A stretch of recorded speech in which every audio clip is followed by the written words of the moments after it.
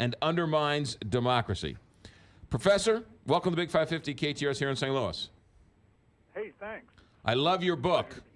In a nutshell, explain what I have been trying to say for so many years now, and that Facebook is the downfall of Western civilization.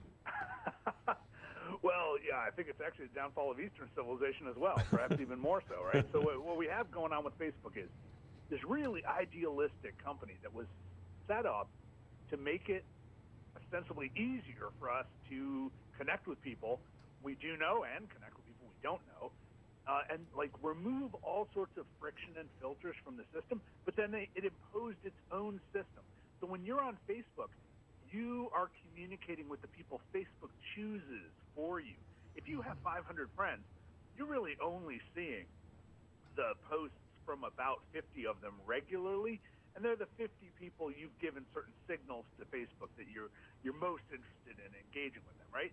Well, what happens with that is Facebook itself is set up to encourage banter, what they call engagement, like clicks and likes and shares and comments. But, you know, we are encouraged to do that. We want to do that kind of work for things that generate strong emotions. So yesterday I posted a video of baby goats. I got a ton of comments. But if I post something that is really controversial or nasty or hateful or full of conspiracy theories, I'm going to get even more reaction. As a result, Facebook is polluted with extremism.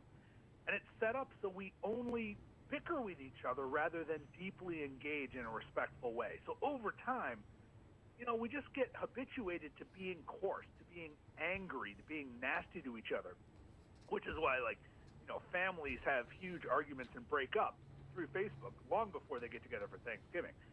And imagine that extrapolated to the level of politics in a country like India, let alone a country like the United States. So you're saying that Facebook is pouring gasoline on the toxic nature of the world today. Totally, right? You know, look, we are not a good enough species for Facebook, right? Facebook was designed for a much better, nicer animal than we are, right? We have a lot of people who are nasty to each other. And, you know, most of us are good to each other, but we're not always good to each other all the time in all contexts about all things. And Facebook just accelerates the sort of nastiness that we really should be minimizing. And so it's, you know, again, over time, it's not anything instant. Right. And every day when we go into Facebook, you know, we get more out of it than we put in. We do get to keep it in touch with our cousins' kids as they graduate from high school. We see the puppy videos, you know, all that's great, and that's why we signed up for Facebook.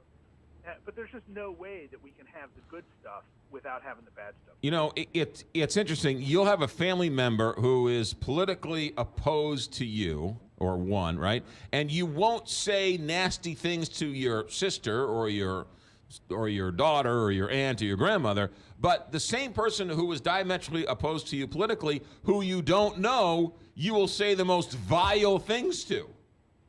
Yeah, but, you know, after a while, you don't hesitate to say it to your sister. That's the problem. Like, we get in a groove, right? We get in habits, especially when we're dealing with this interface that only allows us to directly comment on the comment above us. You know, we don't actually get to sit down face to face in a circle, which is a very different style of discussing. I mean, you've probably been in a coffee shop or a bar or at a party with a number of people who have differing points of view, and just by looking in someone's eye and hearing tone of voice, you can at least recognize the humanity and the dignity and the deep feeling and the sincerity of the person sitting across from you. Yeah. When engaging through Facebook, it just becomes about scoring points, striking people down, and it's just not good for us.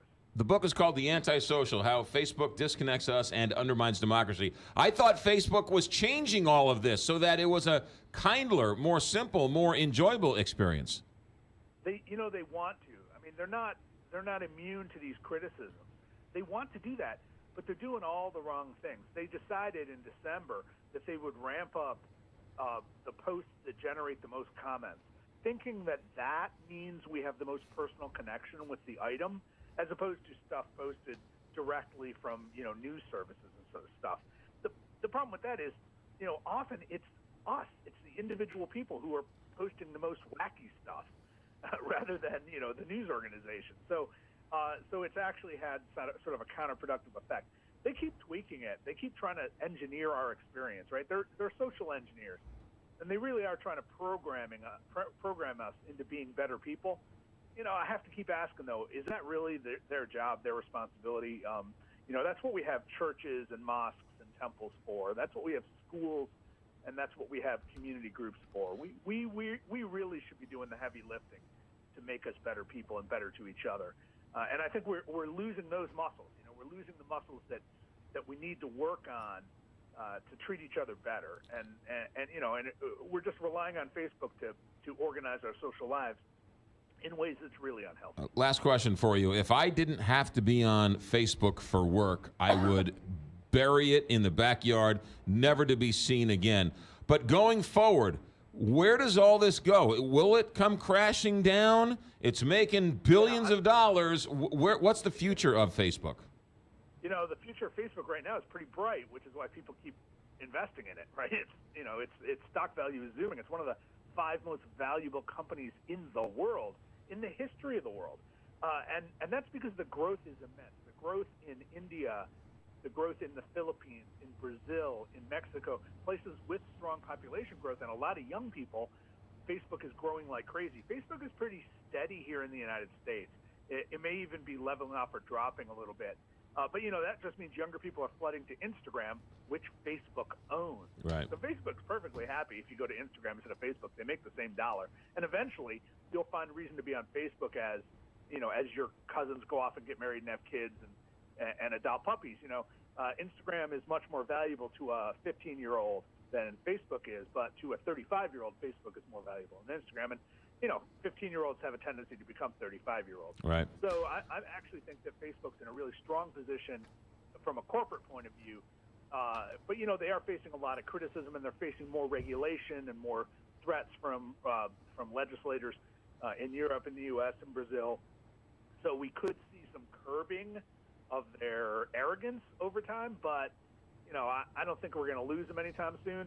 I think we all need to learn to behave better and minimize the effect that Facebook has in our lives. From your mouth to God's ears. The book is called The Anti-Social Media, How Facebook Disconnects Us and Undermines Democracy.